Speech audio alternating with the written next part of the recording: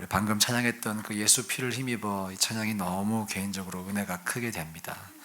제가 신학교 입학하면서 2010년도 벌써 16년 전인데 그때 이 찬양이 큰 유행을 했던 것 같아요. 그때 생각도 이렇게 나면서 너무나 제가 마음속에 감동이 있고 정말 나 같은 죄인이 예수님의 복음을 전하게 됐다는 게 너무 감격스럽고 감사하네요. 이 밤에 하나님께서 말씀을 전하기 전에 저의 마음을 이렇게 촉촉하게 만져주시는 것을 보니까 큰 은혜가 있을 것 같습니다. 할렐루야. 네, 너무 감사하고요. 오늘 이 여호수아 본문이 이렇게 시작합니다. 1절에 눈의 아들 여호수아가 시딤이라고 하는 도시에서 두 정탐꾼을 은밀히 이제 보내어 이르되, 시딤이라고 하는 곳에서 여리고까지 정탐꾼을 보냅니다. 지도를 한번 가져와 봤는데요. 지도 한번 띄워주시죠. 지금 좀 글씨가 작게 보실 수 있는데 저 동쪽에서 서쪽으로 간다고 말씀드렸죠. 해가 동쪽에서 떠서 서쪽으로 지듯이 지금 여호수아의 군대는 동쪽에서 서진을 하고 있습니다. 저 이렇게 왔다 갔다 하는 표시가 보이는 저 끝이 이제 오른쪽 끝이 시딤입니다. 그리고 이제 여리고, 저 서쪽의 정착지가 여리고고요. 그 가운데 흐르는 것이 요단강입니다. 자, 여호수아가 이 가나안 침공을 성공시키기 위해서 노련한 장수처럼 행동하고 있어요. 그래서 정탐꾼 2명을 보내서 그 지역을 이제 정찰하게 하죠. 그 다음 사진 한번 보시겠어요? 이것이 여리고 성을 고고학적 자료와 또 여러 가지 이 연구 결과를 바탕으로 만들어낸 여리고의 모습입니다. 실제에 매우 가깝습니다. 왜냐하면 그 여리고의 그 유적들이 이스라엘 현장에 많이 남아있기 때문이죠. 저렇게 보면 이스라엘 군대가 돌았을 그 장소가 되게 좁게 보여요. 그렇죠? 이 옆으로 길지 않았던 것 같아요. 그리고 저 위에서 그 사람들이 7바퀴 돌 때 다 보였을 것 같아요. 그렇죠? 그런 모습을 하고 있습니다. 이 여리고 성이요. 지리적으로 여리고는 참 독특한 곳입니다. 해 수면보다 450m가 낮아요. 그래서 지구상에서 가장 낮은 도시라고 하는 타이틀을 가지고 있기도 합니다. 예루살렘이 해발 약 750m에 위치해 있습니다. 그러니까 한 1000m 차이가 나는 것이죠. 이 고지대로서. 그래서 이 예루살렘에서 지내다가 예루살렘에 있던 관리들이 여리고에 와서 겨울철에 휴가를 많이 지냈다 그래요. 따뜻했기 때문에. 그리고 여리고는 수천 년 동안 수많은 사람들이 오가는 길목이었습니다. 2가지 이유 때문이었는데요. 물과 길 때문이었습니다. 먼저 요단강을 건너서 아까 그 지도 보시면 가나안 땅에 딱 들어왔잖아요. 근데 이 여리고를 반드시 지나야만 다른 도시로 갈 수가 있었고, 또 이 여리고보다 다른 도시들은 다 높은 곳에 있었기 때문에 군인들의 입장에서는 이제 밑에서 위쪽으로 행군을 해야 되는 거예요. 산도 올라갈 때 목이 마르잖아요. 그래서 군대들이 여리고에 항상 정착해서 물을 마시고 물을 보충하고 올라가는 그런 전략적 요충지였습니다. 또 당연히 이 여리고를 통과해야만 그 다음 땅을 갈 수가 있었기 때문에 여리고를 정복하지 않으면 다른 땅을 침공할 수가 없었고, 여리고를 돌아서 침공을 하러 갔다가 만약에 여리고에서 치러 올라오면 이거 사방이 봉쇄되는 것이기 때문에 좋은 전략도 아니었습니다. 그런데 아까 그 사진 다시 한번 띄워주세요. 보시다시피 이 여리고가 2중 성벽으로 되어 있습니다. 저 겉의 성벽이 좀 낮죠. 그리고 안의 성벽이 좀 높죠. 2중 성벽 중에서 안에 이 더 높은 성벽 안이 주거지에 해당했어요. 사람들이 살아가는, 그리고 높은 사람일수록 더 안쪽에 살았습니다. 보호를 받는 것이죠. 그리고 낮은 성벽이라고 하지만 사실 밑에서 저기를 기어 올라간다는 것은 불가능합니다. 올라가다가 화살 맞으면 혹은 돌 맞으면 즉사하겠죠. 불가능한 위치에 있습니다. 저 이중 성문 중에서 1차 성벽과 2차 성벽 사이에 보통 상인들과 가게들이 이렇게 즐비해 있었습니다. 그래서 내성은 이제 주거지에 해당했고 외성은 상업 공간에 해당했어요. 자, 라합의 집이 어디 있었을까요? 15절에 보면 라합이 그들을 창문에서 줄로 달아내리니 그의 집이 성벽 위에 있었다라고 되어 있죠. 지금 라합의 집은 사실 이제 매춘업을 하던 장소였어요. 상업 장소였겠죠. 외벽에 붙어 있는 한 집이었을 것입니다. 제가 볼 때는 저 왼쪽 끝에 있는 집이 아니었을까 그렇게 그냥 한번 추정을 해보았습니다. 그런데 하나님께서 이 라합의 집으로 이스라엘 정탐꾼들을 인도하십니다. 여러 가지 조건이 맞아떨어졌어요. 라합의 집은 외부인들이 마음껏 드나들던 술집이었기 때문에 이스라엘 정탐꾼들이 들어가도 오해를 받지 않을 수 있는 장소였고, 또 그곳에는 라합이라고 하는 준비된 사람이 있었죠. 또 그 집의 뒷면에 하필이면 성벽이 붙어 있어서 도망칠 길이 있었습니다. 이 여러 가지 조건이 맞아서 하나님은 참 신기하게도 정탐꾼들을 인도하셔서 그들이 어디로 갈지 어떻게 알았겠어요. 그런데 정확하게 라합의 집으로 인도해 주십니다. 저는 이런 모습을 볼 때 여리고 점령이라고 하는 하나님의 큰 플랜이 있죠. 큰 계획이 있어요. 주님께서 그 계획을 주관해 가십니다. 이끌어 가십니다. 그러나 동시에 섬세하게 그들이 어디로 가야 할지를 또한 인도해 가십니다. 또 그 여정 속에 구원해야 할 사람을 구원하십니다. 여러분, 우리의 삶에도 이런 은혜가 있는 줄로 믿습니다. 하나님께서 우리에게 관심이 많으신 줄로 믿습니다. 우리의 삶을 돌아보시고 또 필요한 것을 공급하기 원하시고 우리의 아버지로서 성실하게 충실하게 역할을 감당해 주시기 원하시는 줄 믿습니다. 그 주님을 오늘 이 밤에 더 깊이 만나시기를 축복합니다. 자, 라합을 조금 더 살펴보겠습니다. 라합은 기생입니다. 기생은 사실 조금 좋은 번역이에요. 조선시대의 기생이라고 하면 그래도 꽤나 문학적 소양을 갖춘 그런 또 하이 오피셜들을 상대하던 그런 직업이었죠. 근데 이 당시 기생은 매춘부였습니다. 창녀였습니다. 오늘 본문이 이 라합을 조명하고 있어요. 그리고 이 라합이라고 하는 인물을 통해서 복음을 설명하고 있습니다. 라합이 이 사람들을 이제 감춰주죠. 감추어주고 피신할 수 있게 길을 열어주죠. 우리가 이 과정을 쭉 따라가다 보면 라합이 죄인이라는 사실을 확인할 수 있어요. 5절 말씀도 보면 라합이 거짓말을 합니다. 여리고 사람들이 와서, 관리들이 와서 그 정탐꾼들 어디 가느냐 물어볼 때 라합이 거짓말해요. 종종 저도 유초등부 때 이 거짓말은 뭐라고 해야 되나요? 그 선의의 거짓말 이런 것으로 배운 적이 있었어요. 그런데 사실 이 거짓말은 악한 거짓말입니다. 관리들을 속이기 위한 거짓말이었어요. 만약에 라합이 거짓말 안 했으면 그 정탐꾼 죽었을까요? 이렇게 한번 생각해 보세요. 여러분, 라합이 거짓말하지 않았어도 정탐꾼은 살았을 거예요. 하나님께서 어떠한 이적을 베푸시거나 또 다른 섭리를 작동시키셔서 이 정탐꾼 구원하셨겠죠. 왜요? 여리고 점령은 예정되어 있기 때문입니다. 종종 우리가 이 라합의 거짓말을 보면서 선의의 거짓말이었어 이렇게 생각하기도 하지만 사실 라합은 거짓말을 많이 하던 그런 여인이었어요. 죄인이었어요. 그 당시에 동방의 환대 법칙이라는 것도 있었습니다. 누군가가 당신의 집에 들어와서 당신 상에서 소금이라도 먹는다면 그가 설령 당신의 원수라 하여도 어떤 대가가 있더라도 그 생명을 구해야 한다. 이런 의무도 당시에 있었다고 합니다. 손님을 존중하는 것이 최고의 도덕 법칙이었다는 것이죠.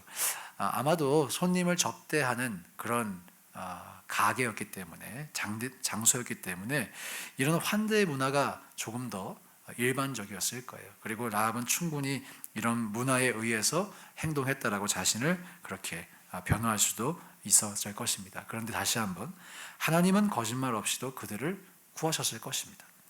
하지만 그녀가 거짓말을 했기 때문에 사실 우리는 더 큰 역사를 보지 못했다라고 저는 확신합니다. 자, 여기서 그런데 중요한 것이 있어요. 라합은 분명한 죄인이었고 거짓말을 죄의식 없이 하고 매춘을 하는 음란한 여인이었지만 그녀에게 한 가지가 있었어요. 하나님을 향한 믿음이었어요. 하나님을 향한 믿음이었어요. 9절부터 11절까지 보면 라합은 살아계신 하나님에 대한 믿음을 고백하고 있습니다. 자, 그녀는 그런데 하나님을 소문으로만 들었죠. 만나와 메추라기를 먹이시는 내리시는 그 하나님을 소문으로만 들었지 평생에 그 만나를 먹어본 적이 한 번도 없습니다. 홍해를 갈라주신 하나님은 소문으로만 들었지 직접 그 홍해를 건너지 못했습니다. 그럼에도 그 하나님을 믿었죠. 이러보건대 믿음은 들음으로 생기는 것이 맞는 것 같아요. 듣기만 했지만 믿었어요. 이전에도 이 본문을 바탕으로 새벽 예배 설교를 했지만요, 듣기만 하고 믿었던 라합은 보고도 경험하고도 믿지 않는 이스라엘과 대비됩니다. 메추라기를 먹었고 구름기들과 불 기둥을 따라갔던, 실제로 하나님의 역사를 아주 실감나게 체험하고서도 믿지 않았던 이스라엘과 대비가 되고 있어요. 다시 한번 하나님의 거룩한 기준으로 볼 때 그녀는 끔찍한 죄인이에요. 우리 어제 새벽 예배 설교도 기억하시죠? 마음으로 간음해도 간음입니다. 근데 이 여성은 그것을 직업으로 하는 여성이었어요. 끔찍한 죄인이에요. 하지만 하나님을 믿었습니다. 그리고 라합의 믿음이 여기서 검증됩니다. 라합의 믿음이 진짜 믿음이었는지 아니었는지를 하나님은 보여주십니다. 믿음의 열매가 있었어요. 그녀는 믿었기 때문에 정탐꾼을 목숨 걸고 숨겨주었죠. 믿었기 때문에 또 정탐꾼들에게 증표를 요구합니다. 나를 살려달라고 증표를 요구해요. 그리고 정탐꾼들과 나눈 대화를 그대로 믿고 붉은 줄을 달아서 집 밖에 표시합니다. 또 마지막으로 정탐꾼들이 살 길을 안내해 주죠. 16절에 보면 너희가 산으로 가서 거기서 사흘 동안 숨어 있어라 라고 합니다. 여리고 관리들이 어떻게 일하는지, 그들의 군대들이 어떤 방식으로 움직이는지를 알았기 때문에 3일이면 충분할 거야 라고 생각했던 것 같아요. 그리고 어디로 가야 할지도 정확히 찍어줍니다. 방금 라합이 그들이 요단강 쪽으로 도망갔다고 했거든요. 아까 그 지도 한번 다시 띄워주실래요? 요단강은 여리고의 기준으로 어느 쪽에 있습니까? 동쪽에 있죠. 라합이 가라고 하는 산은 서쪽에 있었어요. 여리고에서 산지를 구성하고 있는, 지금 저 산 보이시죠? 예, 산 서쪽에 있었습니다. 라합은 참 지혜로웠던 것 같아요. 그리고 그 돌산 그림 한번 보여주시겠어요? 여리고에서 바라본 석회암 지대입니다. 조금 더 클로즈업한 사진. 그 다음 사진. 예, 저런 그 건물들은 훨씬 더 후대에 지어진 것이지만 저 석회암 지대에 가면 동굴들도 있었고 사람이 숨을 만한 충분한 그런 장소가 있었어요. 거기 가서 숨으라까지 안내해 주었어요. 자, 여호수아서 6장 20절로 가보면 이제 여리고성을 이스라엘 군대들이 돌고 도는 그 장면이 나옵니다. 그리고 주님이 7날 동안 돌고 이제 7째 날 7번 돌라 하시잖아요. 그리고 돌면 성벽이 무너질 것이다. 다 기억하시죠? 그때 이 라합이 약속대로 구출됩니다. 구출돼요. 여호수아 6장 25절 한번 띄워주시겠어요? 25절. 예, 한번 읽어볼까요? 시작. 여호수아가 기생 라합과 그의 아버지의 가족과 그에게 속한 모든 것을 살렸으므로 그가 오늘까지 이스라엘 중에 거주하였으니 이는 여호수아가 여리고를 정탐하려고 보낸 사자들을 숨겼음이었더라. 여러분, 이 구절 한 구절만으로 우리는 여리고의 무너짐과 라합의 존재가 실존했다는 것을 확신할 수 있어요. 한 단어가 그것을 증거합니다. 계속 띄워주세요. 어떤 단어냐면요, 오늘까지라는 단어예요. 오늘까지. 여기서 오늘은 언제일까요? 2026년 아니겠죠? 오늘은 언제일까요? 여호수아가 기록되고 있는 시점입니다. 누군가가 여호수아서를 적었을 거 아니에요. 그 여호수아서를 기록한 사람이 25절을 쓴 거죠. 라합이 오늘까지 이스라엘 중에 거주했다고 지금 쓰고 있는 거예요. 살아있다고. 그리고 라합이 이제 이스라엘 사람과 결혼해서 예수님의 족보에 들어옵니다. 혹자는 그 정탐꾼 둘 중에 하나였을 것이다, 남편이. 추정도 하지만 근거는 없어요. 예, 뭐 그럴 가능성도 뭐 없지는 않지 않을까. 천국 가서 확인해 보시기를 바랍니다. 자, 그리고 그들을 끌어냈지만 진영 안으로 들이지는 않았어요. 6장 어디를 봐야 될까요? 23절 보여주시죠. 그들을 이스라엘의 진영 밖에 두었어요. 왜 그랬을까요? 이방인이었기 때문입니다. 이방인이었기 때문에. 그렇기 때문에 정결의식을 행하기 전까지, 유대교로 들어오기 전까지 준비되는 과정이 필요했죠. 여러분, 이렇게 구체적인 과정을 다 기록하면서 오늘까지 라합이 살아있다, 이 기록을 남긴 여호수아, 우리가 충분히 신뢰할 만하죠. 신뢰할 만합니다. 실제로 일어났던 사건이라는 것이죠. 놀라운 이야기입니다. 이것은 하나님께서 한 사회를 심판하시기 위해 오셨어요. 한 도시 전체를 멸하기 위해서 오셨어요. 그리고 그 중에서 딱 한 사람 믿음의 여인을 살리셨어요. 근데 그녀는 이 도시에서 가장 악한 죄인과 별 다를 바 없는 그냥 매춘부였어요. 의인이 아니었습니다. 가나안과 여리고에 하나님의 심판이 임하게 한 바로 그런 삶의 방식을 살고 있던 사람 중 한 명이었어요. 그런데도 그녀는 그 심판에서 벗어납니다. 왜 그럴까요? 그녀에게 무엇이 있었기 때문일까요? 그렇죠. 믿음이 있었기 때문이에요. 여러분, 이것이 복음의 본질입니다. 우리 모두는, 저를 포함해서 우리 모두는 하나님의 심판을 받아야 마땅한 사람들이죠. 하나님의 심판을 피할 수 있는 사람 아무도 없습니다. 그런데 어떤 사람들은 하나님의 은혜로 참된 믿음을 얻어 심판에서 구원을 얻습니다. 이 이야기에서 우리가 보아야 할 것이 저는 두 가지가 있다고 생각해요. 그 두 가지를 여러분께 소개하기 원합니다. 첫째는 죄의 형벌입니다. 여러분, 죄에는 형벌이 있습니다. 값이 있습니다. 어떤 도시가 도시 전체적으로 멸망을 받아도 싸다, 합당하다, 그런 도시가 있었다면 여리고가 그런 도시였어요. 자, 그런데 이 여리고가 멸망하는 과정을 보세요. 하루아침에 모든 게 멸망합니다. 하루아침에. 경고도 하지 않습니다. 그리고 젊은이, 노인, 남녀노소 다 죽습니다. 하루 전까지는 편안히 살았을 거예요. 하루 전까지는 즐기며 살았을 거예요. 그런데 딱 하루 뒤에 완전히 멸망합니다. 아까 그 좁은 길 보셨죠? 이스라엘 군대가 돌았을 그 좁은 길 도는 거 보면서 솔직히 군대가 그 좁은 길 5열 정도도 아니고 2열 정도로 줄줄이 돌면 얼마나 없어 보여요. 얼마나 허접해 보여요. 6일째까지 야, 쟤들 뭐 하는 거야? 위에서 그 아래 내려다보면서 야, 쟤들 뭐 하는 거야?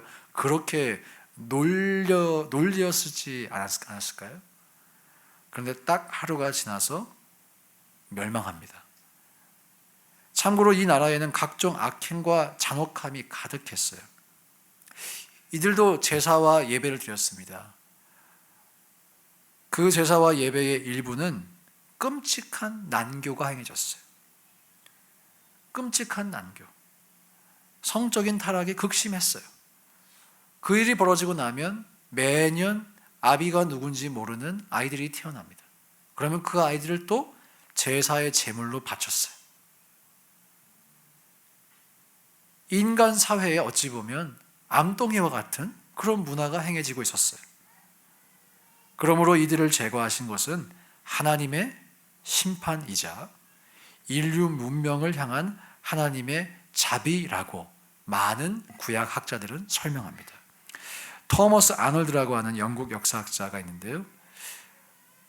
이 역사를 전체적으로 분석해 보니까 가나안 백성들이 이스라엘에 의해서 멸망하게 된 것은 사실 어찌 보면 가나안 사람들의 입장에서는 억울할 수도 있잖아요. 자기들이 피해자라고 생각할 수도 있겠습니다. 그런데 가나안 사람들의 멸망은 순수한 사회적 관점에서 보아도 인류의 복지에 큰 유익이었다. 이런 역사적 분석을 내놓았어요. 그들이 행하던 잔혹함, 인간에 대한 잔혹함, 아주 무너져 내려버린 윤리의식, 또 우상숭배의 악행은 하나님의 처벌을 받아 마땅했다는 것이죠. 그 결과로 여리고가 무너진 것입니다. 자, 요점은 이것입니다. 하나님은 죄를 벌하십니다. 확실한 진리입니다. 하나님은 죄를 벌하세요. 그것이 에덴 동산의 이야기이고, 그것이 출애굽의 이야기이고, 그것이 여리고의 이야기이고, 그것이 밧세바를 범한 다윗의 이야기이고, 또한 예수님의 죽으신 이유입니다. 가나안 사람들은 멸망했고 생명을 잃어버렸어요. 하나님께서 은혜의 하나님이시기 때문에 죄인들을 심판하지 않을 것이야 라고 하는 것은 전혀 성경적인 생각이 아닙니다. 주님은 오래 참으시지만 죄의 싹을 반드시 물으십니다. 요한계시록을 보세요. 하나님은 반드시 심판을 행하신다라고 기록하고 있습니다. 하나님께서 죄가 세상에서 작동하며 끔찍한 결과를 만들어내고 있음에도 불구하고 그것을 무관심하게 보고 있다. 이렇게 생각하는 것은 조금 강하게 들리실지도 모르겠지만 신성모독입니다. 하나님은 그렇게 죄를 눈 감지 않으세요. 하나님은 거룩하세요. 그래서 반드시 죄를 대적하셔서 행동하셔야 합니다. 반드시 그렇습니다. 하나님은 이스라엘과 가나안이 결코 공존할 수 없다는 것을 아셨어요. 그러니까 진멸하라고 말씀하셨어요. 가나안이 다른 말로 고쳐질 확률이 없다는 것을 아셨어요.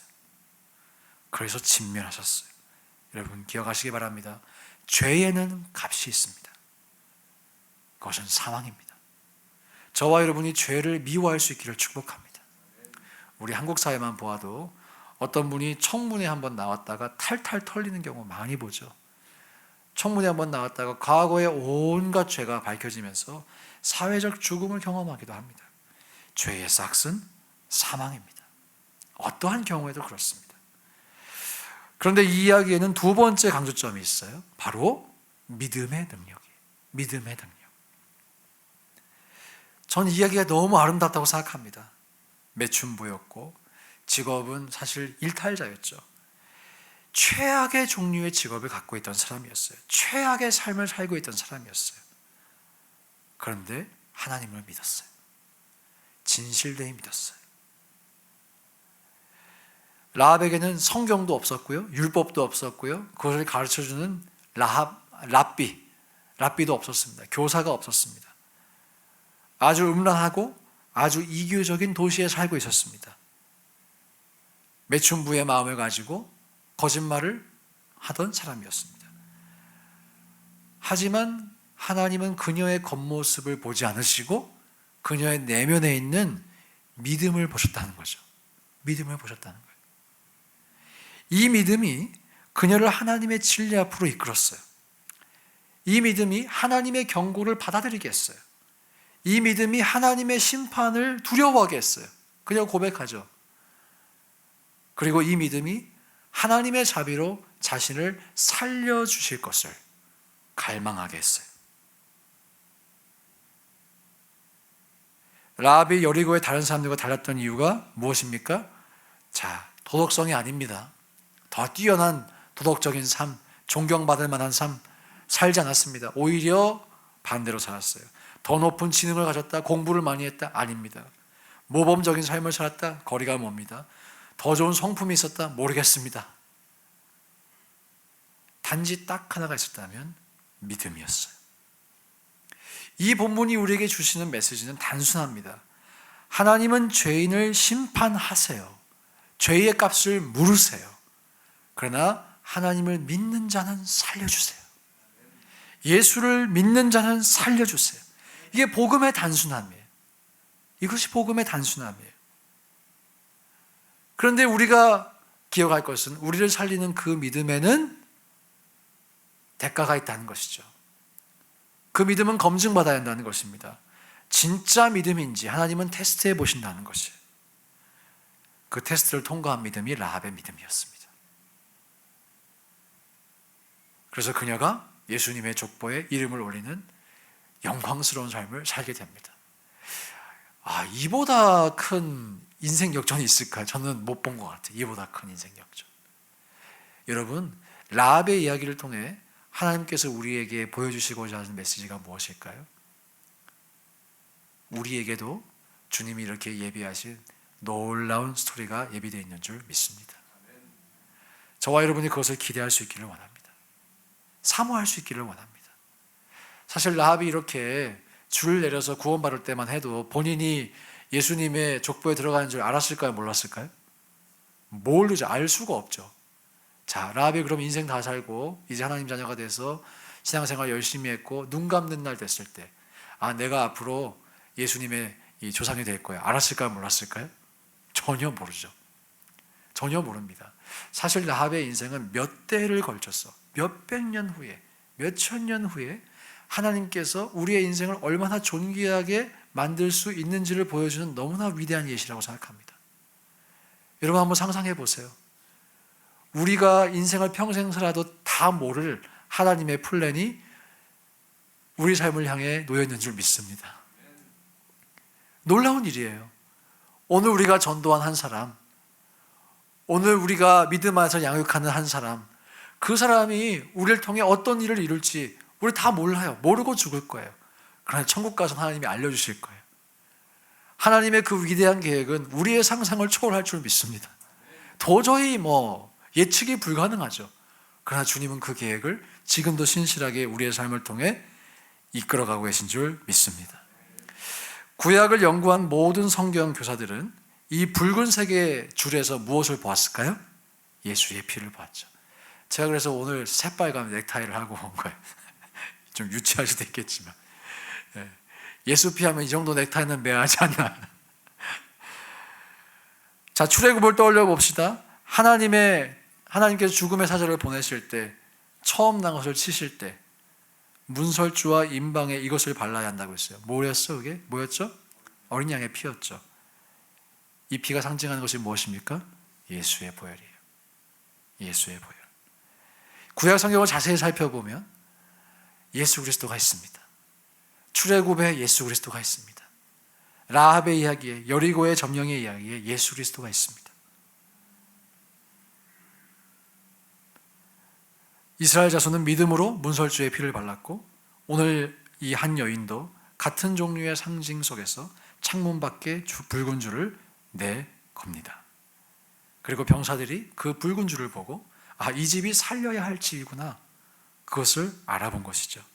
자, 사랑하는 여러분, 오늘 라합에게 주어졌던 그 붉은 줄, 우리에게는 그것이 예수님의 보혈인 줄 믿습니다. 이 보혈을 붙잡으시길 축복합니다. 이 보혈을 의지하고 살아가시기를 축복합니다. 다시 한 번 더 강조하고 싶어요. 라합의 믿음은 다른 사람이 볼 수 있는 믿음이었어요. 이스라엘 정탐꾼들이 봤을 때, 아, 이 여자 진짜 믿는구나. 서로 그게 믿어진 거죠. 믿어졌으니까 신뢰하고 여자가 가라고 한 저 산 쪽으로 숨었겠죠. 사람들에게 보여질 수 있는, 설득력이 있는 믿음이었어요. 오늘 우리에게 질문해 보기를 원합니다. 우리에게 이 믿음이 있는가? 대가를 지불할 수 있는 믿음이 있는가? 라합은 지금 목숨도 걸었는데, 혹 우리가 그래야 할 상황이 주어진다면 정말 우리는 그럴 수 있는가? 믿는 대로 살 수 있는가? 사람에게 보이기 위한 것은 아니지만 그 믿음이 진짜이기 때문에 보여질 수밖에 없는 그런 종류의 믿음이 있는가? 이것을 올해 말씀인 요한복음 14장 21절로 다시 설명하기 원합니다. 예수님은 너희가 나를 사랑하면 내 계명을 가지고 지킨다고 하셨어요. 우리의 믿음은 말씀대로 살게 합니다. 우리의 믿음은 그래서 이 세상과는 구별된 삶의 모습을 나올 수밖에 없습니다. 말씀대로 사니까요. 저는 개인적으로 오늘 이 여호수아 본문과 마태복음, 요즘 우리가 묵상하는 마태복음 본문을 함께 묵상할 수 있어서 참 감사해요. 예수님이 우리에게 주신 그 계명들을 한번 곱씹어 기억해 보시기 바랍니다. 이 계명은 사실 인간의 의지로는, 인간의 힘으로는 지킬 수 없는, 다 완전하게 지킬 수 없는 계명입니다. 여전히 우리의 삶에 회개해야 할 영역이 있음을 지적하는 그런 말씀입니다. 여러분, 이 밤에 우리가 그 영역들을 기억하시면서 예수 그리스도의 보혈로 회개로 나가실 수 있기를, 그래서 정결함을 얻을 수 있기를, 그래서 주님이 예비하신 우린 상상조차 할 수 없는 그 위대한 계획에 쓰임받는 우리 모두가 될 수 있기를 주님의 이름으로 축복합니다. 함께 찬양하기 원하는데요, 주의 보좌로 나아갈 때 고백하고 기도하겠습니다.